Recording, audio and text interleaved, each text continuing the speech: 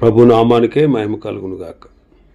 కూడొచ్చిన మీ అందరికీ, కర్మల ఆత్మీయ సహవాస సంఘ విశ్వాసులందరికీ మన ప్రభువును ఆయన ప్రియ కుమారుడునైన యేసుక్రీస్తు వారి శ్రేష్టమైన నామంలో శుభములు మరియు అందరికీ వందనాలండి. యెషయా గ్రంథం 26వ అధ్యాయాన్ని మనం ధ్యానం చేసుకుంటున్నాం. యెషయా గ్రంథం 26వ అధ్యాయం. ఈ అధ్యాయంలో ముఖ్యమైన అంశం ఏంటంటే, పునరుత్థానమును బట్టి దేవునికి స్తుతి కీర్తన. మొదటి 4 వచనాలు గత దినం మనం ధ్యానం చేసుకున్నాం. దేవుణ్ణి ఆశ్రయించు వారికి భద్రత అనే విషయాన్ని గురించి మనం ధ్యానం చేసుకున్నాం. 5వ వచనం నుంచి చదువుకుందాం. 5వ వచనం నుంచి ధ్యానం చేసుకుందాం. 5వ వచనం నుంచి 11వ వచనం వరకు దేవుని విరోధులకు తీర్పు. దేవుని విరోధులకు తీర్పు. 5వ వచనం నుంచి 7వ వచనం వరకు గర్విష్ఠులకు అపజయం, దీనులకు జయం మనం చూడగలం. 5వ వచనం, ఆయన ఉన్నత స్థల నివాసులను, ఎత్తైన దుర్గమును దిగగొట్టువాడు. ఆయన వాణ్ణి పడగొట్టెను, నేలకు దాన్ని పడగొట్టెను, ఆయన ధూళిలో దాన్ని కలిపి ఉన్నాడు. ఉన్నత స్థల నివాసులు దేవునిపై, దేవుని ప్రజలపై గర్వించి అతిశయించినటువంటి వారు. వారిని దేవుడు అణుచువాడు. బబులోను, అష్షూరు ఇలాంటి దేశ నివాసులు, మోయాబు ఇలాంటి వారందరూ కూడా దేవుని ప్రజలపై గర్వించి అతిశయించారు. అలాంటి వారిని అణుచువాడు, వారి గర్వాన్ని అణుచువాడు. యెషయా గ్రంథం 25వ అధ్యాయం 2వ వచనం చూస్తే, నీవు పట్టణమును దెబ్బగాను, ప్రాకారము గల పట్టణమును పాడుగాను, అన్యుల నగరి పట్టణముగా మరలా ఉండకుండా నీవు చేసితివి. అది మరలా ఎన్నడను కట్టబడకుండా చేసితివి అంటాడు. 12వ వచనం చూస్తే, మోయాబు నీ ప్రాకారముల పొడవైన కోటలను ఆయన కృంగగొట్టును, వాటిని నేలకు అణగద్రొక్కి ధూళిపాలు చేయును. ఇర్మియా గ్రంథం 50వ అధ్యాయం 31వ వచనం,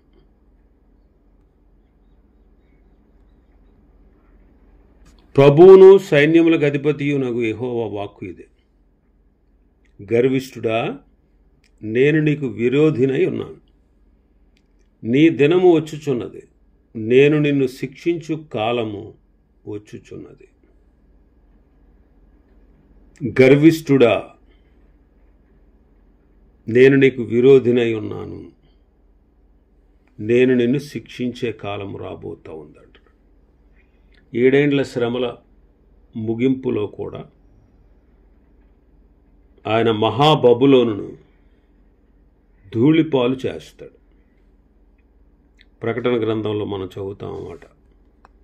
ప్రకటన గ్రంథం 18వ అధ్యాయం 2వ వచనం, అతడు గొప్ప స్వరముతో ఆర్భటించి ఇట్లనెను, మహాబబులోను కూలిపోయాను, కూలిపోయాను, అది దయ్యములకు నివాస స్థలమును, ప్రతి అపవిత్రాత్మకు ఉనికి పట్టును, అపవిత్రమును అసహ్యమునైన ప్రతి పక్షికి ఉనికి పట్టును ఆయను.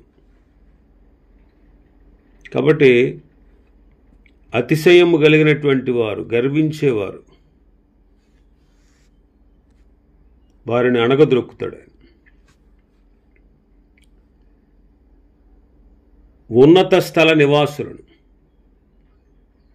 దిగగొట్టువాడు,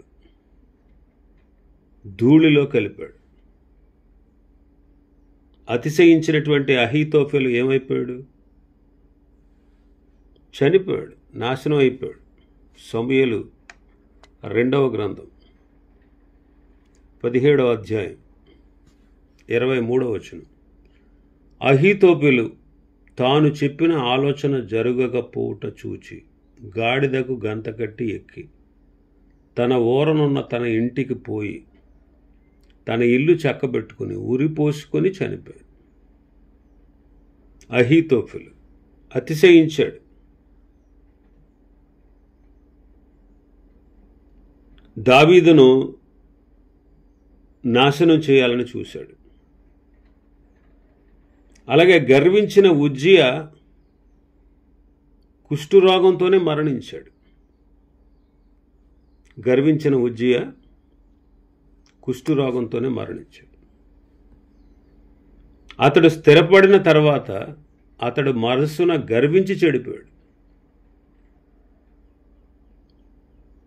ధూపపీఠం మీద ధూపం వేయడానికి యెహోవా మందిరంలోనికి ప్రవేశించాడట. దేవుడని యెహోవా మీద ద్రోహం చేశాడు.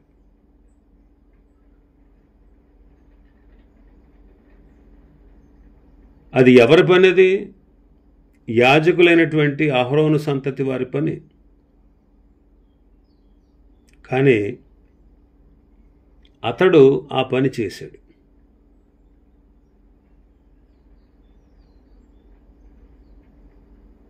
వెంటనే అతని నొసటన కుష్ఠరోగం పుట్టింది.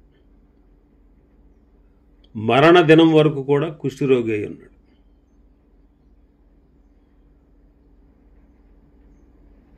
కాబట్టి ఉజ్జియా గర్వించి చెడిపోయాడు. అహంకారి అయినటువంటి హామాను ఉరితీయబడ్డాడు. ఎస్తేరు గ్రంథంలో మనం చదువుతాం. గర్వం విశ్వాసికి గొప్ప ప్రమాదం.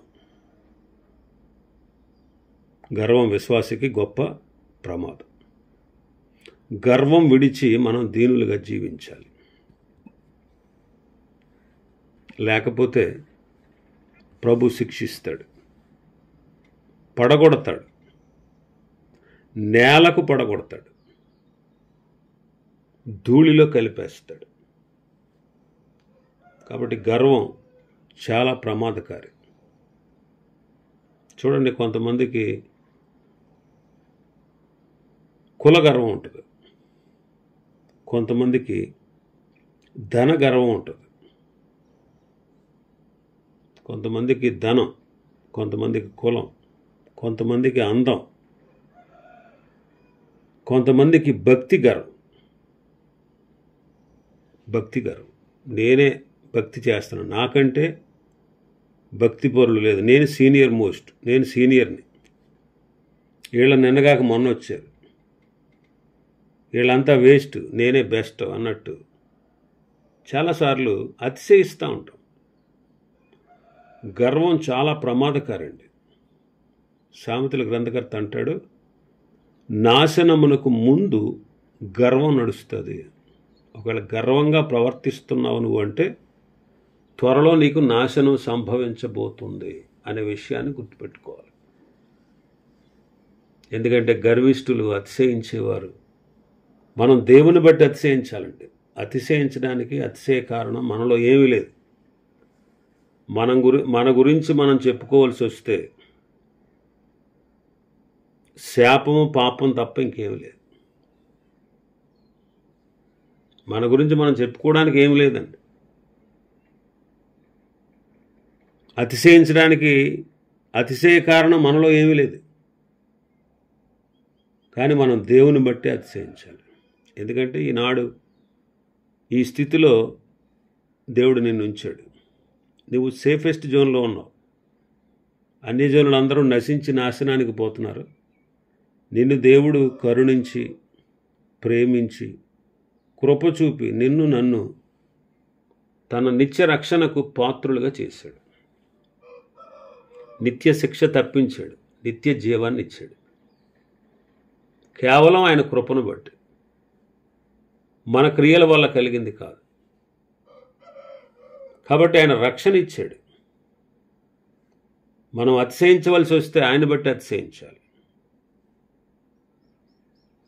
కాబట్టి విశ్వాసికి గొప్ప ప్రమాదకారి ఏంటంటే గర్వం. ఎన్నటికీ ఆ గర్వం మనలో రాకుండా చూసుకోవాలి. 6వ వచనం మన భాగంలో చూస్తే, కాళ్ళు, బేదల కాళ్ళు, దీనుల కాళ్ళు దాన్ని త్రొక్కుచున్నవి. అంటే బేదలు అంటే చెరలో ఉన్న ఇశ్రాయేలీలు. వారు విడిపించబడి క్రీస్తు 1000 ఏండ్ల పాలనలో శత్రువులు వీళ్ళ పాదాల క్రింద అణిగి ఉంటారు. యెహోషువ కాలంలో కనాను దేశాన్ని స్వతంత్రించుకునేటప్పుడు యుద్ధాలు చేస్తూ ఉన్నప్పుడు అమోరీల 5 రాజులను వారి మెడలపై తమ కాళ్ళు ఉంచారు. యెహోషువ గ్రంథంలో మనం చదువుతాం.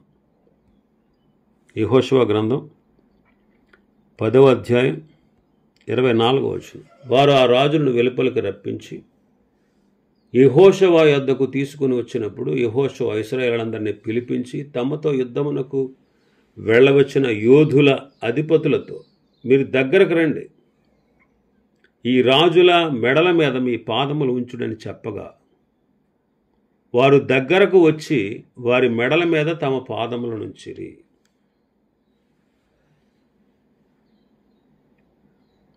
కాబట్టి దుర్మార్గులు, శత్రువులు తమ యొక్క ప్రజల పాదముల క్రింద అణిగి ఉంటారు. అందుకే దీనులకు సింహాసనాన్ని ఇస్తాడు అంటది మరియా. ప్రభుని స్తుతిస్తూ సింహాసనం మీద నుంచి దీనులను ఉన్న గర్విష్ఠులను పడదోసి దీనులను ఎక్కిస్తాడు అంట. విశ్వాసి కాళ్ల క్రింద అపవాది చితక త్రొక్కబడే దినముంది. రోమాపత్రిక 16వ అధ్యాయం 20వ వచనం చదివితే, సమాధానకర్తయగు దేవుడు సాతానును మీ కాళ్ల క్రింద శీఘ్రముగా చితక ద్రొక్కించును. అపవాదిని చితక ద్రొక్కిస్తాడు, దీనులను హెచ్చిస్తాడు. తగిన సమయంలో ఆయన దీనులను హెచ్చిస్తాడు. పేతురు రాసిన మొదటి పత్రిక 5వ అధ్యాయం 6వ వచనం చదివితే, దేవుడు తగిన సమయమందు మిమ్మును హెచ్చించున్నట్లు ఆయన బలిష్టమైన చేతి క్రింద దీన మనస్కులై ఉండండి అంటాడు. కాబట్టి దీనులకు సింహాసనాన్ని ఇస్తాడు. సాతానును మన కాళ్ల క్రింద చితక త్రొక్కిస్తాడు. శత్రువును అణిగి ఉండేటట్లుగా చేస్తాడు. దీనులను తగిన సమయంలో ఆయన హెచ్చిస్తాడు. 7వ వచనం చదివితే మన భాగంలో 7వ వచనం, నీతిమంతులు పోవు మార్గము సమముగా ఉండును, నీతిమంతుల త్రోవను ఆయన సరళము చేయును అంటాడు. దేవుడు నియమించిన మార్గములన్నిటిలో ఆయనకు లోబడిన వారే ఈ నీతిమంతులు. శ్రమల మార్గంలో శిక్షణ పొంది తరువాత సరళమైన మార్గంలో సంచరించేటువంటి భాగ్యాన్ని పొందుతారు. కాబట్టి నీతిమంతుని ఆపదలలో ఆయన తప్పిస్తాడు. వాళ్ళు నీతిమంతులకు వచ్చేటువంటి ఆపదలలో ఆయన తప్పిస్తాడు. కీర్తన 34వ అధ్యాయం 19వ వచనం, నీతిమంతునికి కలుగు ఆపదలు అనేకములు, వాటి అన్నిటిలో నుండి యెహోవా వానిని విడిపించును. మరి దేవుని అధికారానికి మనం ఒప్పుకుంటే మన మార్గం సరళమవుతుంది. అందుకే సామెతల గ్రంథకర్త 3వ అధ్యాయంలో అంటాడు, 5-6 వచనాలు, నీ స్వబుద్ధిని ఆధారము చేసుకొనక నీ పూర్ణ హృదయంతో యెహోవా యందు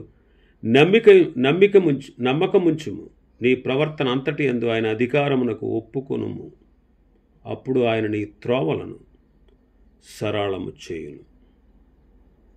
కాబట్టి దేవుడు ఆయన నీతి మనలను సరళమైన మార్గంలో నడిపిస్తుంది. ఆయన నీతి మనలను సరళమైన మార్గంలో నడిపిస్తుంది.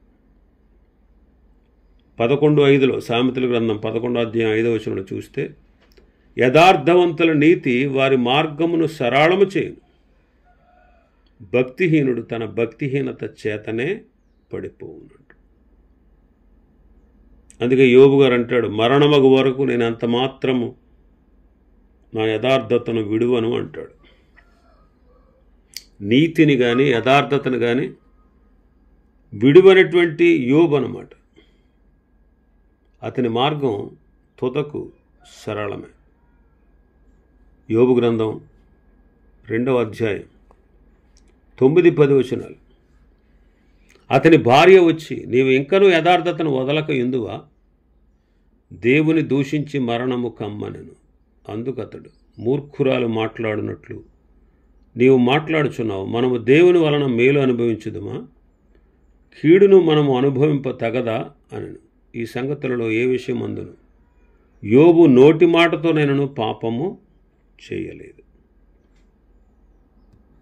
ఇంకా 27 చూస్తే 5-6 వచనాలు, మీరు చెప్పినది న్యాయమని నేనెంత మాత్రము ఒప్పుకొనను. మరణమగు వరకు నేను ఎంత మాత్రమును యథార్థతను విడవను.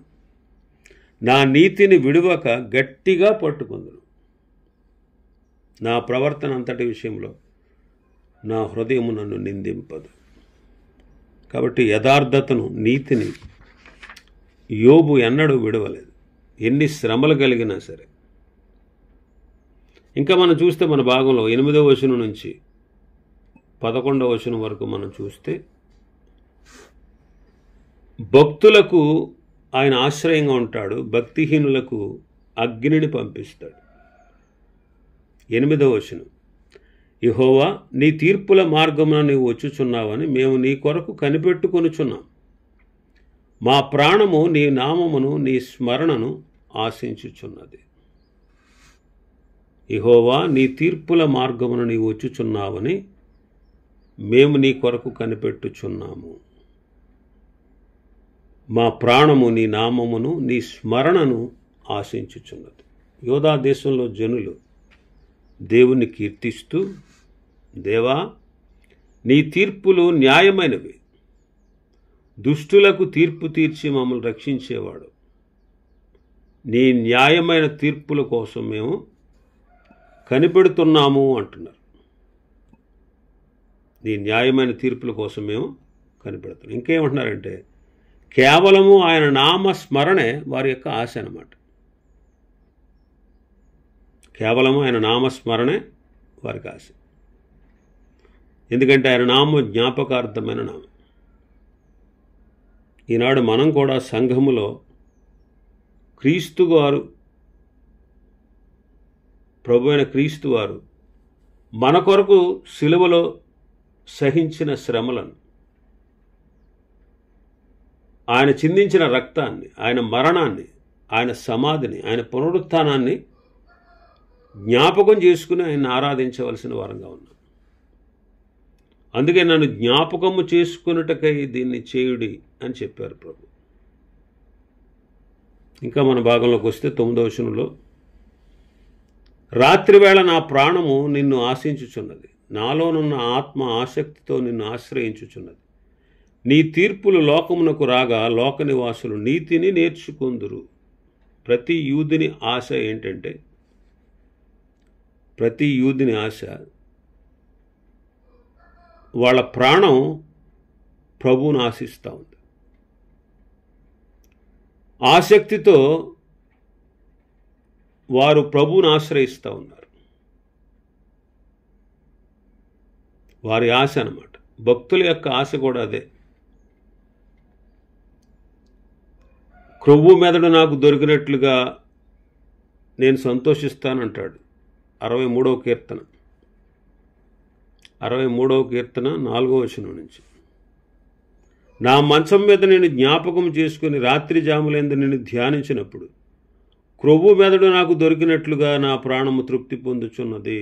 ఉత్సహించు పెదవులతో నా నోరు నిన్ను గూర్చి గానము చేయుచున్నది.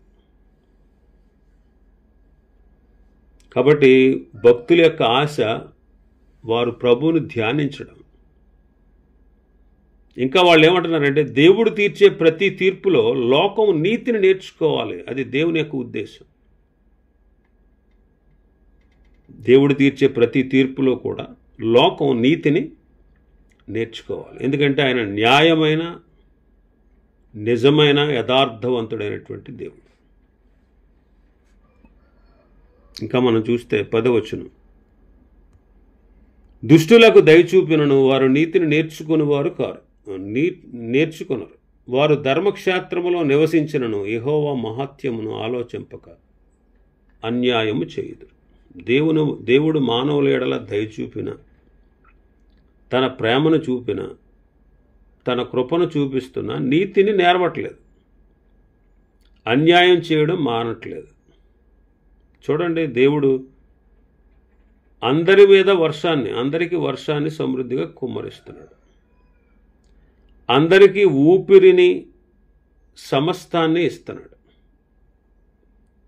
అందరి కొరకై తన ప్రియకుమారుడైన క్రీస్తును పంపి మారు మనసు పొందమని వారిని ప్రేమతో హెచ్చరిస్తున్నాడు. కానీ వాళ్ళు పొందట్లేదు. మరి మనం రక్షణ పొందామా? దేవుని అనుగ్రహం పొందుకున్నామా? మరి దేవుని అనుగ్రహం కావాలా, లేకపోతే ఆయన ఆగ్రహం కావాలా? అందుకే ధర్మక్షేత్రములో యెహోవా మహాత్యమును ఆలోచింపగా అన్యాయమే చేస్తున్నారు. ధర్మక్షేత్రములో వాళ్ళు నివసించినా సరే. ప్రకటన గ్రంథంలో మనం చూస్తే 1000 ఏండ్ల పరిపాలనలో ప్రభువు అందరికీ సమస్తాన్ని ఇస్తాడు. ప్రకటన గ్రంథంలో అయితే సాతానును 1000 ఏండ్లు బంధిస్తాడు. ఎంతగా దేవుడు ప్రజల మీద 1000 ఏండ్లు తన కృపను, తన ప్రేమను కనుపరిచి వారిని పోషించి సంరక్షించిన వారు దేవుని మీద తిరుగుబాటు చేస్తారు. సాతాను విడవబడిన తర్వాత వాడితో కలిసి దేవుని మీద వ్యతిరేకులవుతారు. మానవుని హృదయం ఎంత కఠినమైందో ఒకసారి ఆలోచించి. ఇంకా 11వ వచనంలో చదివితే, యెహోవా నీ హస్తం ఎత్తబడి ఉన్నది కానీ జనులు దాన్ని చూడనడు. జనుల కొరకైన నీ ఆసక్తిని చూచి వారు సిగ్గుపడుదురు. నిశ్చయముగా అగ్ని నీ శత్రువులను మృంగివేయును. దేవుని వ్యతిరేకులకు దేవుని హస్తం ఎత్తబడి ఉంది. దేవుని యొక్క ఆసక్తి వారు చూడనల్లకున్నారు. వాళ్ళు ఆయన వైపు తిరిగిన వారు కాదు కాబట్టి వాళ్లకు దేవుడు శిక్ష విధించబోతున్నాడు. ఆయన హస్తమెత్తి తన ప్రజల పట్ల తాను చూపిస్తున్నటువంటి ఆసక్తిని వారు చూచి దేవుడు వారిని శిక్షించేటప్పుడు వారు సిగ్గుపడతారు. వాళ్ళు నిశ్చయముగా అగ్ని పాలవుతారు. అందుకే ఆయన వైపు తిరగని వారిని అపవాదికి, వాడి అనుచరులకు సిద్ధపరచబడినటువంటి అగ్నికి పంపించగలిగినటువంటి దేవుడు. ఇంకా చాలా విషయాలు ఉన్నాయి ఈ అధ్యాయంలో. ప్రభు చిత్తమైతే రేపటి దినం మరికొన్ని విషయాలు మనం ధ్యానం చేసుకుందాం. దేవుడి వర్తమాన వాక్యాన్ని మన వెనుకడిలో ఆశీర్వదించునుగాక. ఆమేన్.